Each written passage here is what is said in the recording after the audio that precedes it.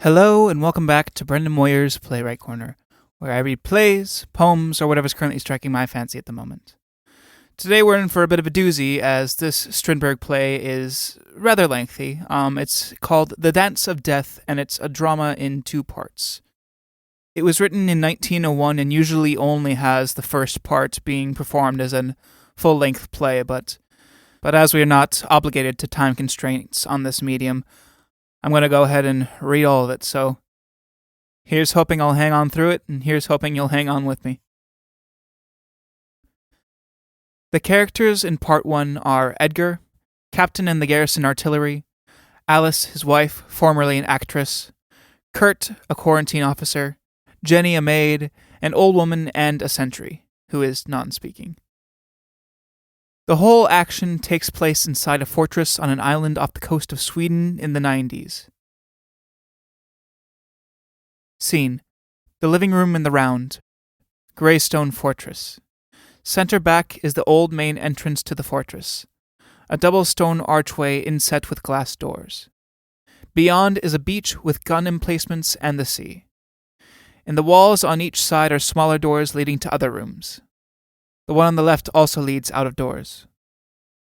On either side of the big doorway are windows, in one of which are pots of flowers, and in the other a cage of birds.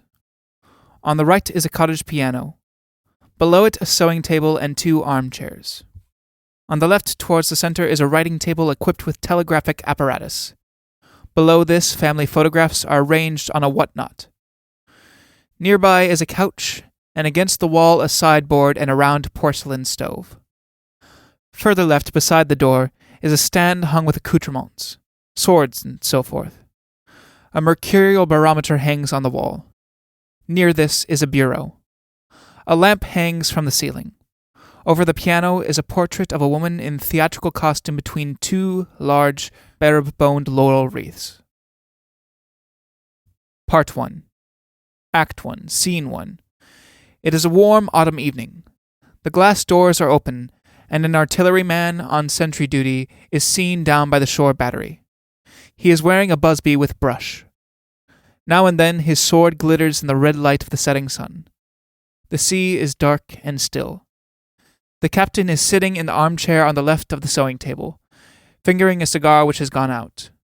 He is in undress uniform, the worst for wear, with riding boots and spurs. He looks tired and bored. Alice is sitting in the armchair on the right, doing nothing. She looks tired, but expectant. The captain. Won't you play something for me? Alice, indifferent but not crossly. What shall I play? What you like. You don't like my repertoire. Nor you mine. Alice, ambiguously. Do you want the doors left open? As you wish. Let's leave them then. Why aren't you smoking? I can't stand strong tobacco any longer. Alice, more kindly. Smoke something milder then. As you say, it's your only joy. Joy? Whatever's that? Don't ask me. I know no more of it than you. Won't you have your whiskey now? I'll wait a little. What's for supper? How should I know? Ask Kristen. Oughtn't mackerel to be in soon? It is autumn now. Yes, it is autumn. Outside and in.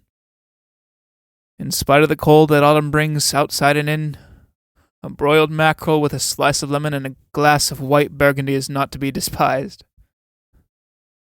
How eloquent you've become. Have we any burgundy in the wine cellar? I'm unaware that we've had a wine cellar for the past 5 years. You never are aware. However, we must get in a supply for our silver wedding. Do you really mean to celebrate that? Naturally. It would be more natural to hide our misery. Our 25 years of misery. Misery there has been, my dear Alice. But pleasure too, now and then. and one must make use of the short time left, for then comes the end. Is it the end? If it only were. It is the end.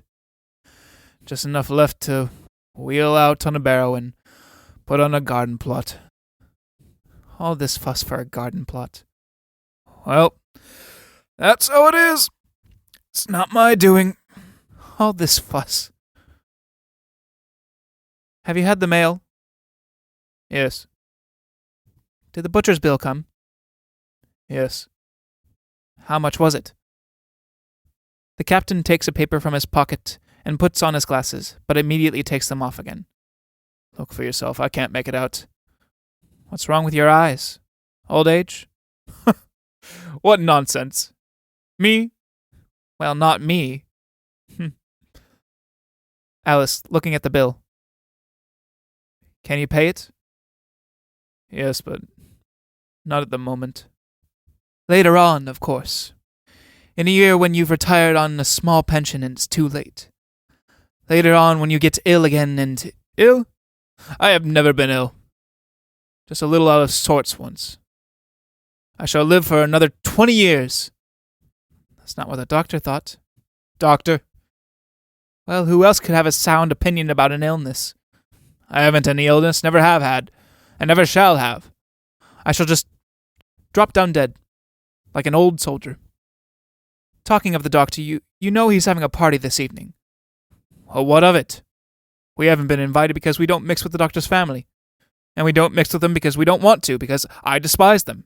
They're scum. You say that about everyone. Everyone is scum. Except you.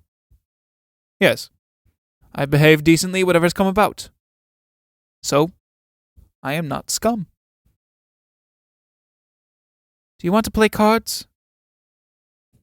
Might as well. Alice takes a pack of cards from the drawer of the sewing table and begins to shuffle. Just think of them having the band at the doctor's. For a private party. That's because he sucks up to the colonel in town. Sucks up, see? If you can do that, Gerda and I were friends once. But she cheated me. They're all cheats. A whole pack of them. What's that card? What's trumps? Put your glasses on. They're no use. Well, spades are trumps. The captain, disappointed. Spades? Yes, that may be. In any case, we're written off by the new officers' wives. The captain, playing and taking the trick. What's that matter? We don't give any parties, so it won't be noticed. I can get on alone. I always have. So can I. But the children are growing up without any companions. They'll have to find those for themselves in town. That was my trick. Any trumps left? Yes, one. That was mine. 6 and 8, that makes me 15. 14. 6 and 8 makes me 14. I seem to have forgotten how to count. Your deal. You're tired. Captain, dealing. Not a bit. Alice, listening. One can hear the music even here. Do you think Kurt has been invited? He arrived in the morning, so I dare say he's had a time to unpack his dress suit, even if not to call on us.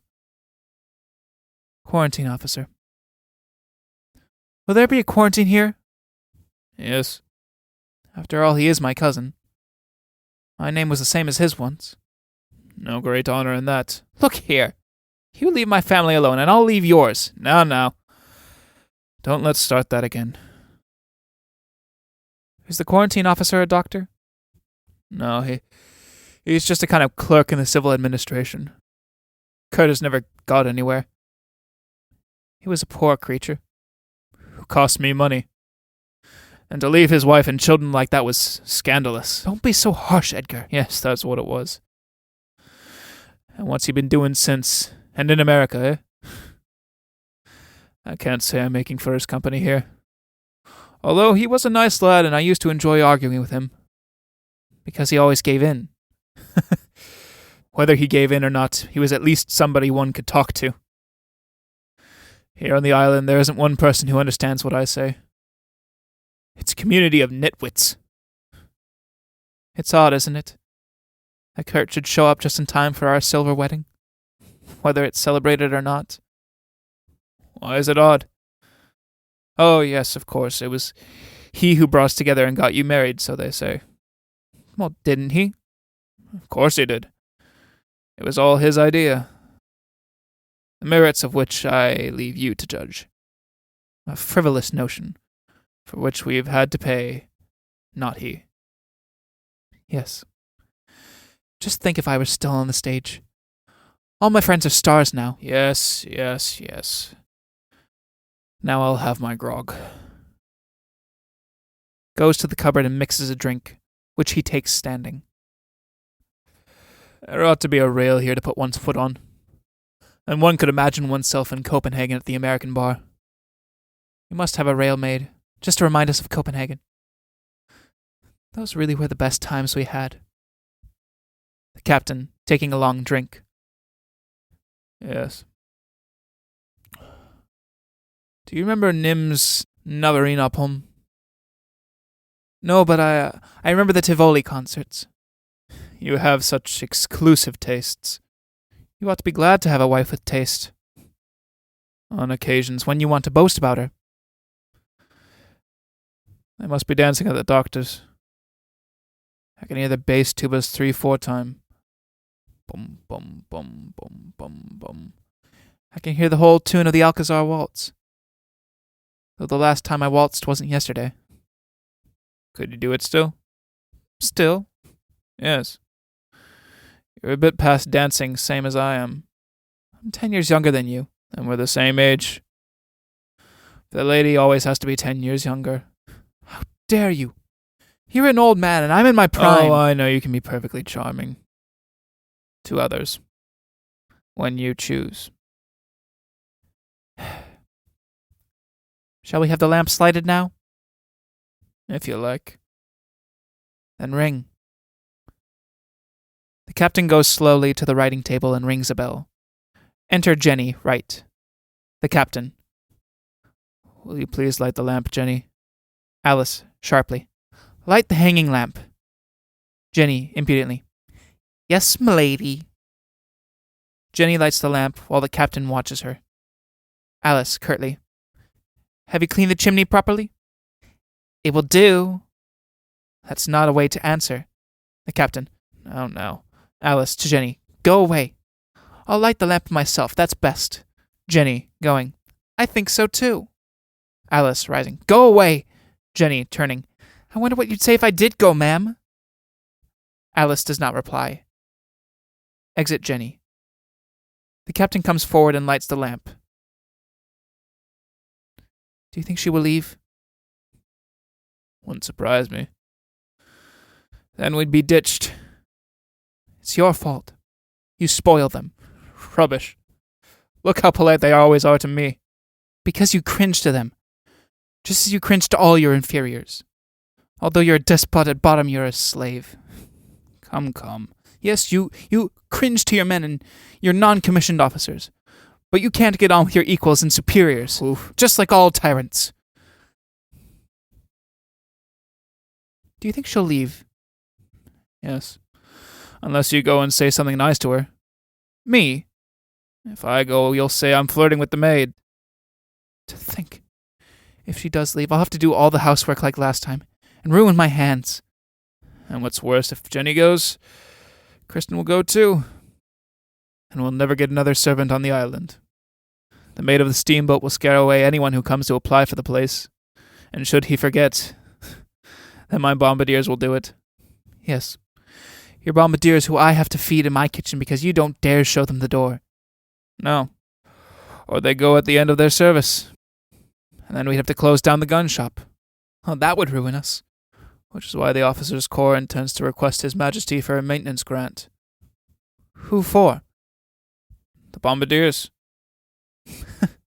You're quite crazy. Yes. Let's have a little laughter. We may need it. I shall soon have forgotten how to laugh. The captain, lighting a cigar. One must never forget that. It's boring enough as it is. Certainly not amusing. Do you want to go on playing? No. It exhausts me. You know, considering he's my cousin, it does annoy me that the new quarantine officer should make his first visit here to people who are not our friends. Not worth a thought. Well, but did you see in the paper, in the list of arrivals, it said he was of independent means? Independent means. A rich relation. Certainly the first in this family. In our family, yes. There have been many in mine. If he has any money, he's sure to be stuck up. But I'll keep him in check. And he won't get a chance of seeing my cards. The telegraph apparatus begins to tap out a message. The captain rises. Who is it? The captain, not moving. Quiet a moment, please. Well, go and see. I can hear what they're saying. It's the children. He goes to the apparatus and taps out a reply. The apparatus taps for a while and he replies again. Well, wait a minute. Gives the ending signal. It was the children. They were at the guardhouse in town. Judith is off color again and staying away from school. Again? What else did they say? Money. Of course. Why should Judith be in such a hurry? If she took her exam next year, that would be time enough. Tell her so and see what effect it has. You ought to tell her. Haven't I done so times without number? You know very well children do as they please. In this household, at any rate. The captain yawns. Must you yawn in your wife's face? What do you suggest I do? Don't you realize we go through the same rigmarole every day? When you repeated your old dig just now, in this household at any rate, my cue was to retort, the household isn't just my affair. But as I've said this already 500 times, now I yawn instead. And my yawn can be taken to mean that I can't be bothered to answer. Or, you're perfectly right, my angel. Or, let's shut up. Isn't it nearly time for supper? Do you know that they have ordered supper from the Grand Hotel for the doctor's party? Really? Then they will be having woodcock. You know, woodcock is the best bird there is, but to roast it in pork fat is barbarous. Must we talk about food? About wine, then? I wonder what the barbarians are drinking with their woodcock. Shall I play for you? The captain, seating himself at the writing table. The last resource. If you keep off your funeral marches and dirges, which sound all too appropriate. I always find myself intoning, see how unhappy I am, meow, meow, or see what a dreadful husband I have, pum pum pum. Oh, if only he would die. Joyful rolls of drums, fanfares, and the Alcazar waltz, the champagne gallop. Apropos champagne. Surely there are 2 bottles left. Shall we get them up and pretend we have guests? No, we won't. They're mine. They were sent to me. You're always economical. And you're always stingy. Anyhow, to your wife. Then I don't know what to suggest. Shall I dance for you? No, thank you. Your dancing days are over. You ought to ask some woman here to stay with you. Thanks. You ought to ask some man to stay with you. Thanks. That was tried. To our mutual dissatisfaction. But what was interesting in the experiment was how happy we were as soon as we had a stranger in the house. And then? Oh, don't talk about it. There is a knock on the door left. Who can that be at this hour? Jenny doesn't usually knock. Go and open it, and don't call come in. That sounds like a workshop. The captain, going to the door. You don't like workshops. The knocking is repeated. Open it. Do. The captain opens it and takes the visiting card which is handed to him. It's Kristen. To the unseen Kristen. Has Jenny gone? Her reply is inaudible. To Alice. Jenny is gone. So I'm to be the maid again. And I the man. Can't we have one of the Garrisons to help in the kitchen? Not these days. But surely it wasn't Jenny who sent in that card. The captain puts on his glasses and looks at the card, then hands it to Alice. You read it. I can't. Alice, looking at the card. Kurt! It's Kurt! Go and bring him in! The captain, going out left. Kurt! Well, that is nice. Alice arranges her hair and seems to come to life. The captain and Kurt enter left. Here he is, the blackguard. Welcome, old man. Pats him on the back. Welcome to my home, Kurt. Kurt. Thank you. It's a long time since we saw one another. The captain. What is it? 15 years? And we've grown old. Oh, Kurt looks just as he was to me. Sit down. Now, first of all, your program. Any engagement this evening? Kurt. I've been invited to the doctor's, but I haven't promised to go. Then stay with your relatives. Kurt. That would be the natural thing to do, but on the other hand, the doctor is my chief, and there'd be unpleasantness later. Nonsense. I've never been afraid of my chiefs. Afraid or not, there'd be unpleasantness just the same. Here on the island, I'm master. Stick behind me and no one will dare get at you. Be quiet, Edgar. Takes Kurt's hand. Never mind about masters and chiefs. You stay here with us. It's only right and proper. So be it. Especially as I find myself welcome here. The captain. Why shouldn't you be welcome? We haven't had any quarrel with you. Kurt cannot hide a certain embarrassment. Why should we have? You were a bit reckless, but you were young, and I've forgotten it. I don't bear grudges. Alice looks vexed. All three sit at the sewing table.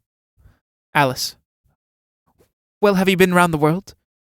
Kurt. Yes, and now I've landed up with you. Whom you married off 25 years ago. Hardly that. But let it go. It's nice to see that you've stuck together for 25 years. Yes, we've rubbed along. Sometimes it's been a bit touch and go, but as you say, we've stuck it out. And Alice has nothing to complain of. Plenty of everything. Oodles of money. Perhaps you don't know I'm a famous writer. Writer of textbooks. Yes, I remember when our ways parted, you had just brought out a shooting manual that was doing well. Is it still used in military schools? It is still there and still number one. Although they've tried to throw it out for an inferior one. Which, of course, is used now. Embarrassing silence. Kurt. You've been abroad, I hear. Yes, just imagine. We've been to Copenhagen 5 times. Yes. You see, when I took Alice away from the theater, took me. Yes. I took you as a wife should be taken. You're talking very big. But afterwards, I was always having it thrown at me that I ruined her brilliant career. So I had to make amends by promising to take my wife to Copenhagen.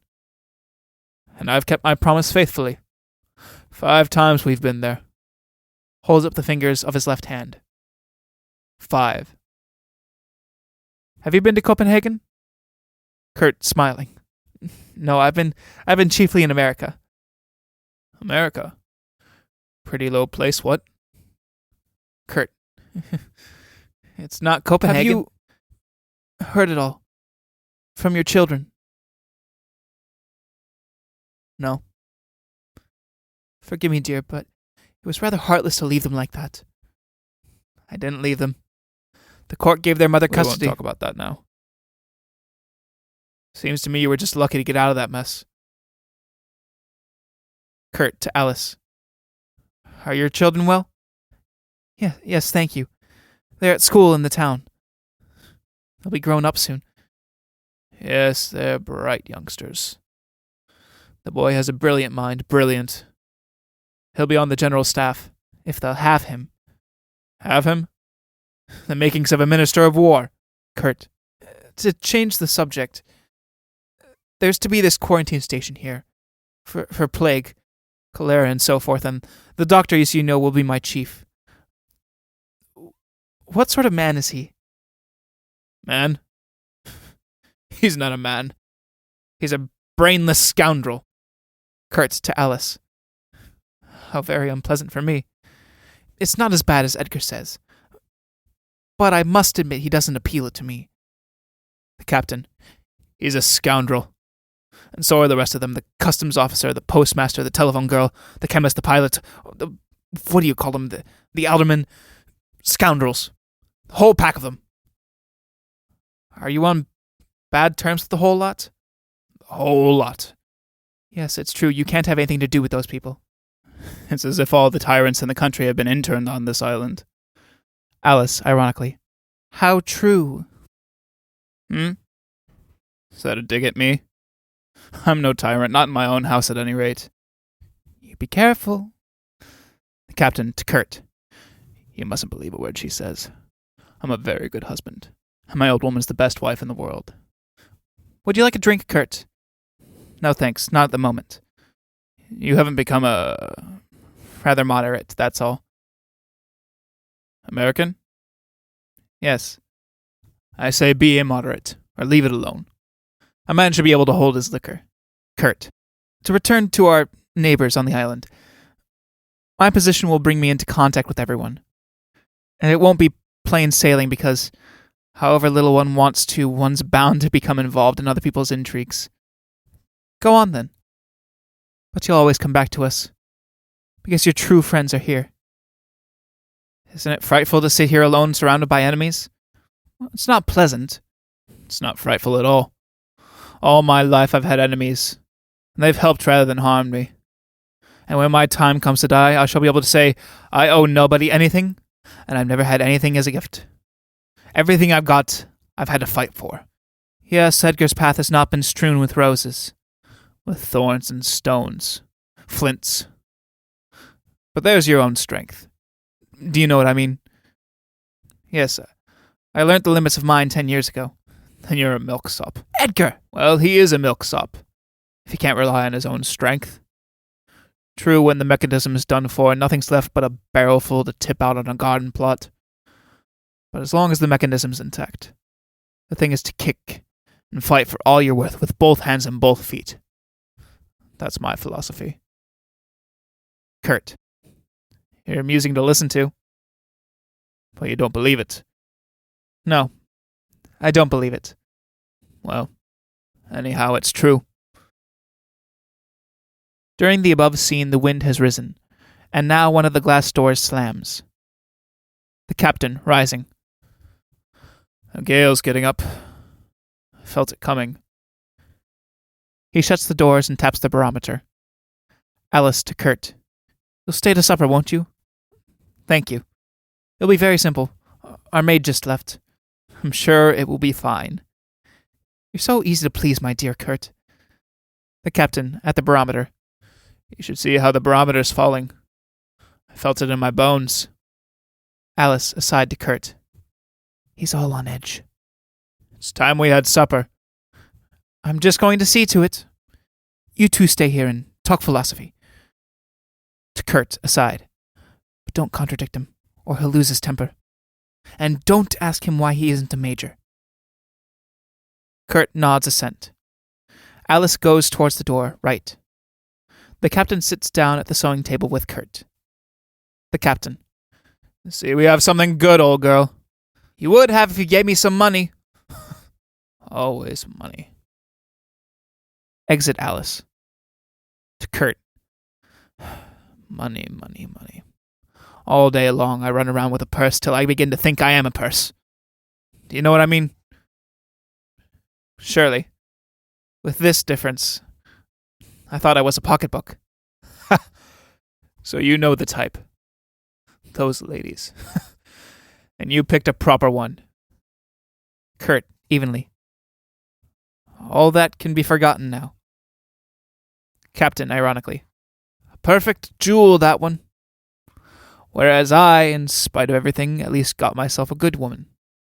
For she is honest, in spite of everything.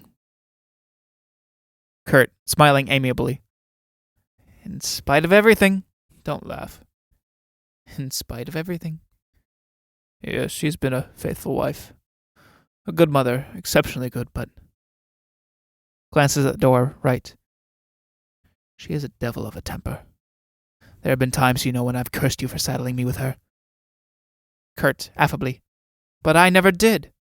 Listen, my dear... Damn it, man! You talk a lot of rubbish and forget anything that's unpleasant to remember. Don't get me wrong. You see, I'm used to commanding and blustering. But you know me and won't take offense. Of course not. But I didn't sally you with your wife. On the contrary, the captain, not allowing his flow to be interrupted. Don't you think life's an extraordinary business anyway? Surely is.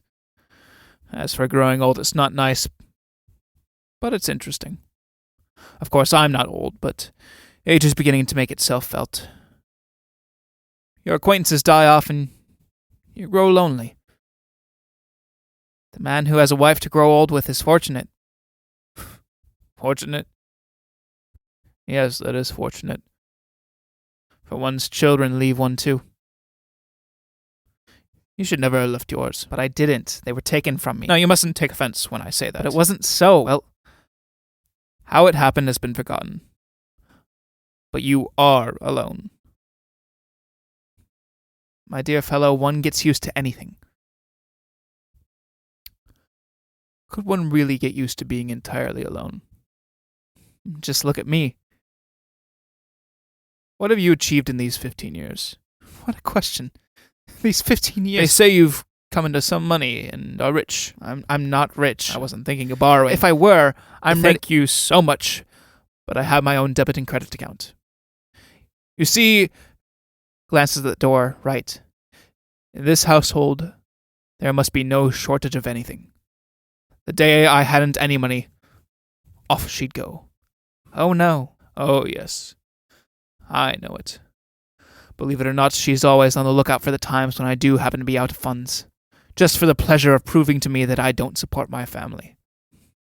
But I thought you said you had a big income. Certainly I have a big income. But it isn't enough. Then it's not big in the ordinary sense. Life is extraordinary. And so are we. The telegraph begins tapping. Curt. What's that? Only the time signal. Haven't you got a telephone?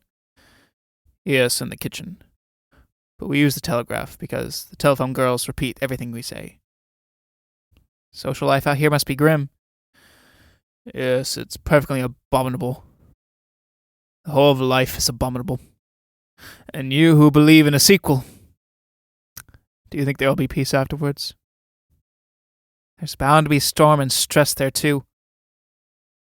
There too. If there is there, then rather annihilation. How do you know annihilation would come without pain? I shall drop down dead, without pain. I see. You know that, do you? Yes, I know it. You aren't satisfied with your existence, are you? The captain, sighing. Satisfied? The day I die, I shall be satisfied. You can't know that. Now, tell me, what are you two up to in this house? What's going on here? The very walls smell of poison. One feels sick the moment one comes in. I'd rather be off if I hadn't promised Alice to stay. There's a corpse under the floor. such hatred that one can scarcely breathe. The captain collapses in his chair and stares vacantly. What's wrong with you? Edgar? The captain does not move. Edgar! The captain, coming to. Did you say something? Looking round. Oh, it's you. I thought it was Alice. No. Relapses into apathy again. Curt. Oh, this is terrible. Goes over and opens the door right. Alice! Alice enters wearing an apron. What's the matter? I don't know. Look at him. Alice calmly. He does sometimes lose his senses like this. I'll play. That will bring him round. Goes towards the piano. Curt. No, don't. Let me try. Can he hear? Can he see? At this moment he can neither hear nor see. Curt. Yet you can speak so calmly. Alice, what are you two up to in this house? Ask that man there. That man?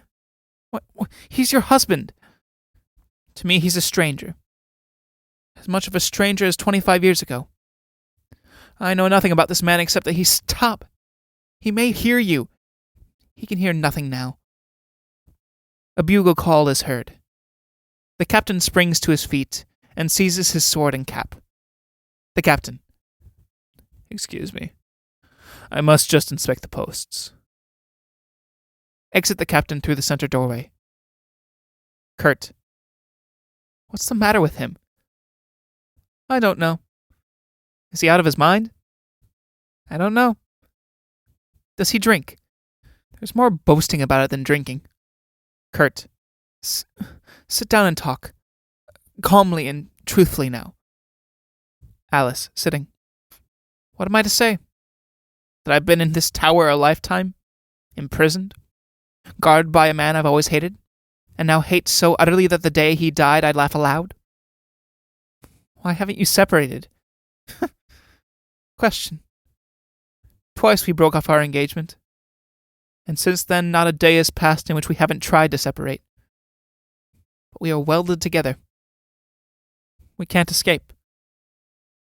Once we did separate in our own home for 5 years. But now only death can separate us. We know it, so we wait for him as the deliverer. Why are you so alone? Because he has isolated me. First he uprooted my brothers and sisters from the house. Uprooted is his own word for it. And after that my girlhood's friends. And the rest. Curt. But what about his relatives? Did you uproot them? Yes. For they were sapping my very life by robbing me of my honor and good name. In the end, my only contact with the world and other human beings was through that telegraph. For the telephone is spied on by the girls. I taught myself how to telegraph, but he doesn't know this. You mustn't tell him or he will kill me. Curt. Horrible. Horrible. But why does he blame me for your marriage? Let me tell you what really happened. When we were young, Edgar was my friend. He fell in love with you at first sight and came and asked me to act as go-between. I at once refused, and my dear Alice, as I knew you had a cruel and domineering streak in your nature, I warned him. Then, when he insisted, I sent him to ask your brother to plead for him. I believe what you say. But having deceived himself all these years, he'll never get the idea out of his head. Curt. Very well. Let him blame me if that makes him feel better. Well, that's asking too much. I'm used to it. But what does hurt is his unjust accusation that I deserted my children. That's how he is. He says what he chooses and he believes it. But he seems to like you. Chiefly, I suppose, because you don't contradict him. Please, try not to get tired of us. I think you've come at a fortunate moment for us. That your coming is an act of providence. Curt, you mustn't get tired of us, because we really are the most unhappy people in the whole world. One marriage I have seen at close quarters. And that was horrible. But this is almost worse. Do you think so? Yes. Whose fault is it? Alice, the moment you stop asking whose fault it is, you'll have a sense of relief. Just try to accept it as fact. As a trial that must be borne. I can't. It's too much. Rises. It's hopeless. You poor things. Do you know why you hate one another? No. It's a quite unreasoning hatred. It has no cause, no object, but also no end. And why do you think he fears death most? He's afraid I shall marry again. Then he loves you. Maybe. But that doesn't stop him from hating me. Curt, as if to himself. That's known as love-hatred. And comes from the lowest depths. Does he like you to play to him? Yes, but only hideous tunes like that revolting entry of the Boyers. When he hears that, he goes quite crazy and has to dance. Dance? Yes.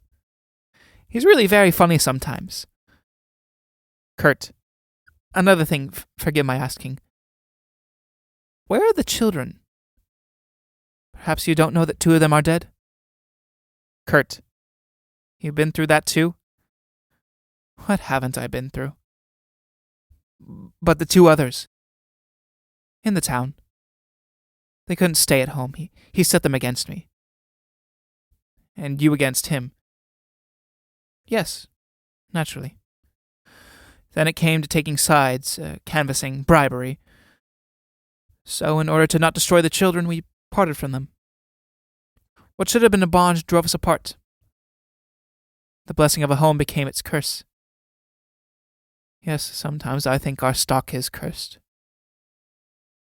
Curt. Since the fall, yes. Alice, with a venomous glance, sharply. What fall? Adam and Eve's. Oh, I thought you meant something else. Alice wrings her hands. Curt. My cousin, my girlhood's friend. I have not always treated you as I should. But now I am punished. And you have your revenge. Not revenge. There is no revenge about it. Hush. Do you remember one Sunday, when you were engaged? I had you invited to dinner. Hush, I must speak. Have pity on me. When you came, we were out. You had to go away again. Curt. You had been asked out yourselves. It's not worth talking about. Curt. When I asked you to supper just now, I thought there was something in the larder. Hides her face in her hands. But there's nothing. Not even a bit of bread. And when he comes in and wants something to eat, and there isn't anything, he'll fly into a rage. You've never seen him in such a rage. Oh God, I'm so humiliated. Let me go out and put that right. There's nothing to be got on the island. Not for my sake, but for his and yours. I must think of something. Something. When he comes in, we must make a joke of it. I'll suggest we have a drink, and meanwhile, I'll think of something. Get him into a good humor. Play to him. Play any rubbish he likes. Sit at the piano and be ready. Look at my hands. Are they fit to play? I have to polish the brass and wipe the glasses, do the fires in the room. We have 2 servants. We have to say so, because he's an officer. But the servants keep on leaving. So sometimes we have none, more times than not. How shall I get out of this supper business? Oh, if only the house would catch fire. Hush, Alice, hush. Or the sea would rise and sweep us away. No, I what will he say? You. Don't go, Curt. Don't leave me. No. My poor friend, I won't go. But when you do go, has he ever struck you? struck me? Oh no, he knows that I would leave him. One must have some pride. Outside is heard. Halt! Who goes there? Pass, friend. Kurt, rising. Is that him? Alice, nervously. Yes, it's him. What on earth shall we do? I don't know. Enter the captain. Back. The captain, gaily. There we are. Now I'm free. Well, has she got in all our complaints? Wretched life hers, what? Kurt. How's the weather out there? The captain. Half a gale. Sets one of the doors ajar, furiously.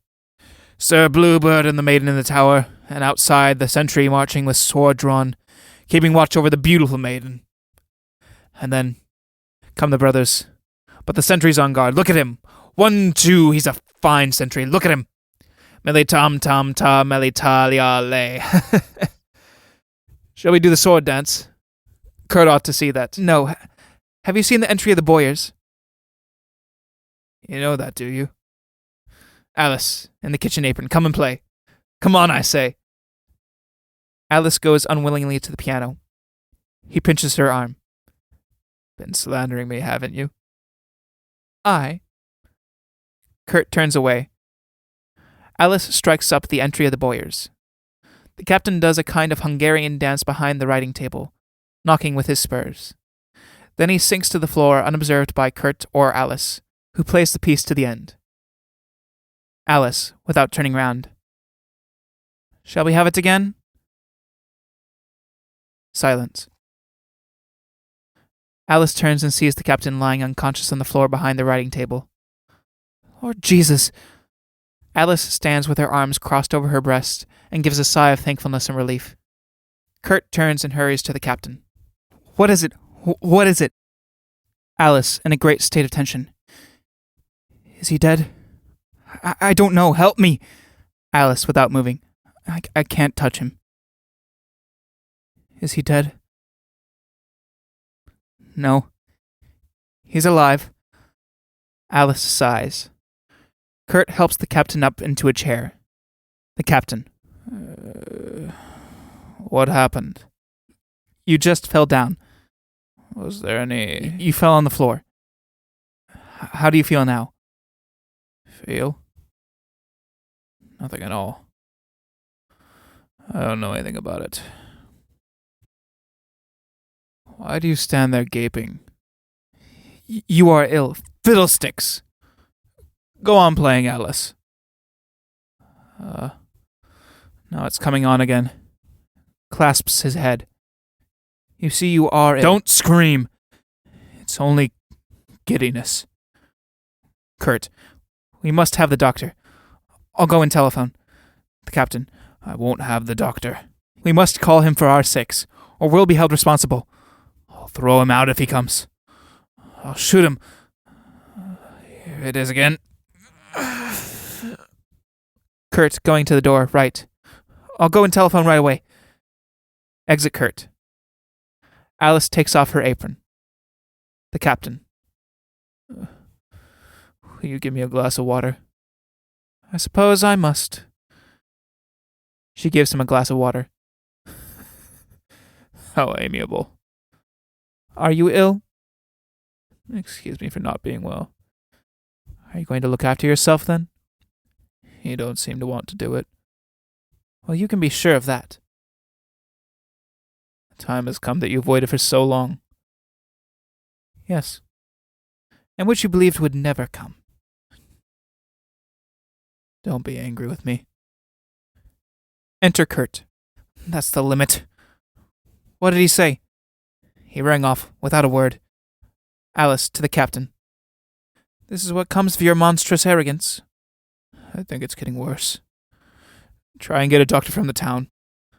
Alice, going to the writing table. I shall have to telegraph them. The captain, half rising, amazed. Can you telegraph? Alice, telegraphing. Yes, I can. The captain. Well, they'll go on then. What deceit. To Kurt. Come and sit by me. Kurt does so. Take my hand. I seem to be slipping down. Can you understand? Down somewhere. It's really quite queer. Have you had attacks like this before? Never. While you're waiting for the answer from the town, I'm going over to have a talk with the doctor. Has he attended you before? That he has. Then he knows your constitution. Goes to the door. Alice. There'll be an answer here in a moment. It's kind of you, Kurt, but come back quickly. As quick as I can. Exit Kurt. The captain. He is kind, Kurt. And so changed. Yes, for the better. It's bad luck for him to be mixed up in your misery just now. Good luck for us, though. I wonder how things really are with him. Do you notice he wouldn't talk about his personal affairs? I noticed it. But then again, I don't think anyone asked him to. Think of his life. And ours. I wonder if everyone's life is like this. Perhaps. Though they don't talk about it as we do. I've sometimes thought misery attracts misery. And the happy shun unhappiness. That's why we see nothing but misery. Have you ever known any happy people? Let me think. No. Yes. The Ekmarks. What did you say? She had that operation last year. That's true. Well, then I don't know. Yes, the Von Krafts. Yes, that whole family lived idyllically for half a century. Well off, respected, good children, suitable marriages. Then that cousin went and committed a crime. Prison and all the rest of it. And that was the end of their peace. The family name was disgraced in all the newspapers. The Kraft murder made it impossible for that highly esteemed family to show their faces. The children had to be taken away from school. Good God. I wonder what's the matter with me. What do you think? Heart. Or head. It's as if my soul is trying to escape and dissolve in smoke. Have you any appetite? Yes. What about supper? Alice, walking out, uneasily. I'll ask Jenny. But she's gone. Yes, of course. Ring for Kristen so I can have some fresh water. Alice rings. Supposing... Rings again. She doesn't hear. The captain. Go and see. Supposing she is gone too. Alice opens the door, left. What's this? Her trunk is in the passage. Packed. And she is gone. This is hell. The captain. And everything at once. Of course Kurt would come and find us in this mess. If there's one humiliation left, let it come now. Do you know what I think? I think Kurt's gone. And won't come back. I can quite believe it of him. Yes, we are under a curse. What on earth do you mean? Don't you see how everyone avoids us? I snap my fingers at them. The telegraph begins tapping. Here's the answer. Quiet. Let me listen. No one has time to... Excuses. The tapping ceases. That's what you get for snapping your fingers at your doctors. And not paying their fees. It's not that. Even when you could, you wouldn't pay them. Because you despised their work. Just as you despised mine and everyone else's work. They won't come. And the telephone's cut off because you didn't consider that worth anything either. Nothing's worth anything except your own guns and cannons. Don't stand there chattering. The wheel has come old wives' tales. Do you know we owe Kristen 6 months' wages? Well, she has stolen that much. But I've had to borrow from her too. I can believe it of you. How How ungrateful you are. You know I lent the money for the children's journey. Kurt's made a pretty comeback. Rotter like the rest of them. And coward. Didn't dare say he'd had enough and it was more amusing at the doctor's ball.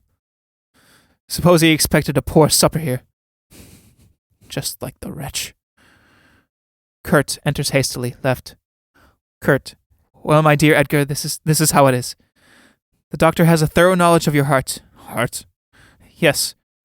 For a long time you've had a calcified heart, and... Is it dangerous? Yes. That's to say... It is dangerous.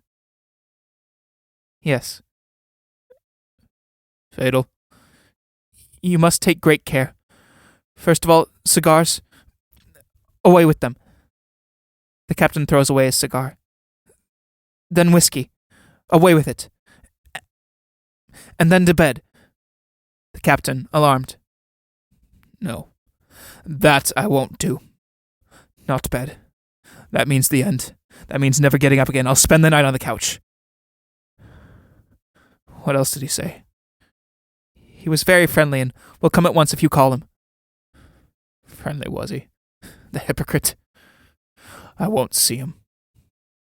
Am I allowed to eat? Not tonight. And the next few days only milk. Milk? I can't stand it. You'll have to learn to. No. I'm too old to learn. Here it is again. He remains sitting, staring into space. Alice to Kurt. What did the doctor say? That he might die. God be praised. Take care, Alice. Take care. Now go and get a pillow and a blanket. I'm going to put him to bed on the couch and spend the night in that chair. And you go to bed. The sight of you seems to make him worse. Command? I'll obey. For you mean well by us both. Both. Mark that. I don't take sides. Exit Alice, left. Kurt picks up the water carafe. Exit right. The gale outside is heard. Then the glass doors blow open, and an old woman of poor and unpleasing appearance peers in. The captain comes to, sits up, and looks about him. The captain. So they've deserted me, the rotters. Catches sight of the old woman and is startled. Who is it? What do you want? Old woman. I just wanted to shut the door, kind sir. The captain. Why did you? Why? Because it blew open just as I was passing. You meant to steal. There's not much to take, according to Kristen. Kristen? Good night, sir. Sleep well. She goes out, shutting the door. Alice enters left with pillows and a blanket. The captain. Who was that at the door? Was there anybody? Yes, it was old Maya from the poorhouse going by. Are you sure? Are you scared? Scared? I? No. As you don't want to go to bed, lie down here now. The captain lies down on the couch. The captain. Yes, I'll lie down here. As Alice puts the blanket over him, he tries to take her hand, but she draws it away. Kurt enters with the water carafe. Don't leave me, Kurt. I'm staying with you all night. Alice is going to bed. Good night then, Alice. Good night, Kurt. Exit Alice, left. Kurt draws up a chair and sits down beside the couch. Don't you want to take your boots off? No. A soldier must always be equipped. Are you expecting a battle then? Perhaps. Sits up. Kurt, you're the only person I can confide in. Listen to me. If I die tonight, look after my children. I'll do that. Thank you. I trust you. Tell me, why do you trust me? We haven't been friends. I don't believe in friendship. and our two families were born enemies and have always been at war. And yet you trust me? Yes. I don't know why.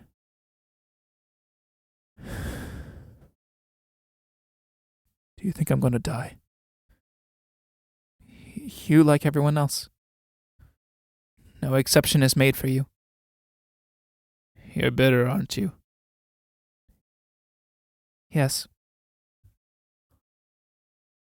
Are you afraid of dying? The wheelbarrow and the garden plot. Think if that were not the end. Many people do think it's not. And then? Utter astonishment, I imagine. But one knows nothing for certain. No. That's just it. So one has to be ready for anything. You're not so childish as to believe in hell, are you? Don't you believe in it? You who are right in it? Only metaphorically. You've described your hell so realistically that metaphors, however poetic, are out of the picture. If you knew what agonies I'm suffering. Physical? No. Not physical. Then they must be spiritual. There's no third alternative. The captain, raising himself. I don't want to die. A little while ago you wanted annihilation. Yes, if it's painless. But we know it's not. Is this annihilation? The beginning of it. Good night. Good night.